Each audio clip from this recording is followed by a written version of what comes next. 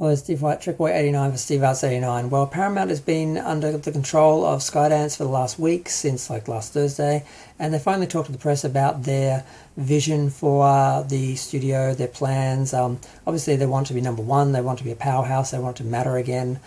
And they seem to be putting an equal emphasis on both theatrical films and streaming, and not particularly prioritising streaming movies. They do seem to realise that they sort of undermine both.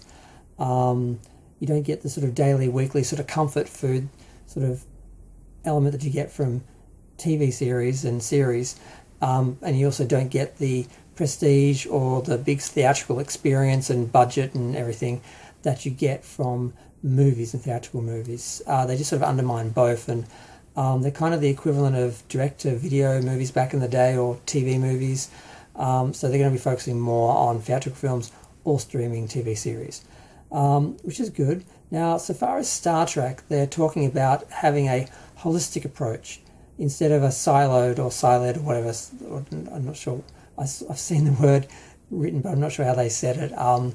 Basically, where they've segmented, fragmented, sectioned off sort of Star Trek separately, which is what they've done for years, which was the problem in the first place. They had Paramount that wanted to make films but couldn't. CBS that didn't want to make series, so they had Secret Hideout come along, Bad Robot come along, and broker a deal between Paramount and CBS where they could make films, but films that didn't at all resemble any of the TV series, which of course didn't work when they tried to go into TV, and then CBS had a no compete clause with the film, so they had to wait for Beyond, and then they had to make sure their series didn't resemble. It was just a mess. And the idea of basically having Star Trek be one clear identifiable universe again seems to be what I hope they were saying. Maybe I'm reading too much into it as a fan. Maybe they know nothing about Star Trek and don't realise what some of the problems with Star Trek are and some of the strengths of Star Trek. But at least they're talking about it in the same sort of breath as Taylor Sheridan. His sort of Western sort of films, the idea of having Star Trek be a powerhouse again and something that people return to regularly, and it's not just a random thing. Now they had Cindy Holland from Netflix. She's taken over Paramount Plus and Pluto TV.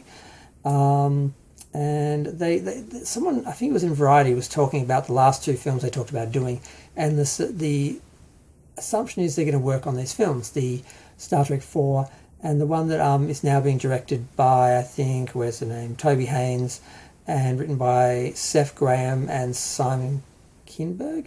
That's the last couple of films I were talking about doing. Now, whether they just continued those productions or whether they start from scratch, I don't know.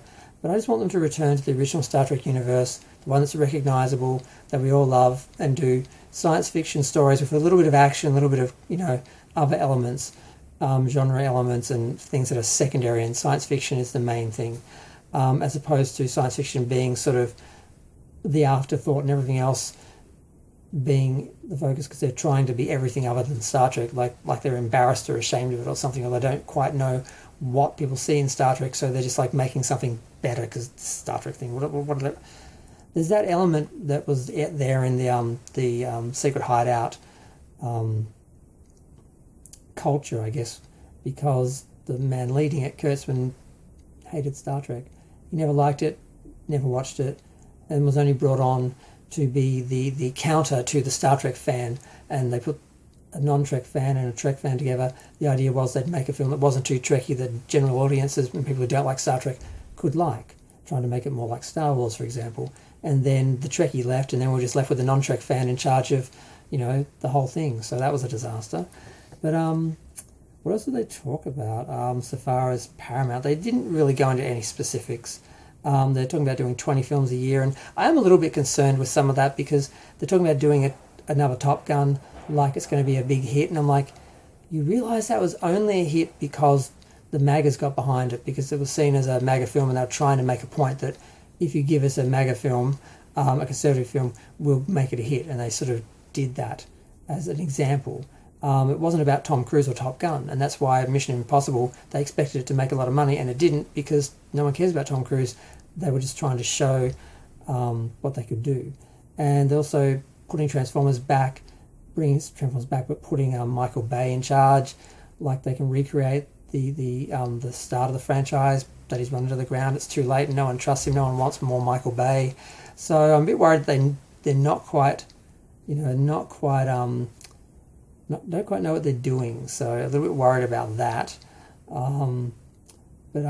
Yeah, I think I'm done. That's really all they said. So at least they're making Star Trek a priority.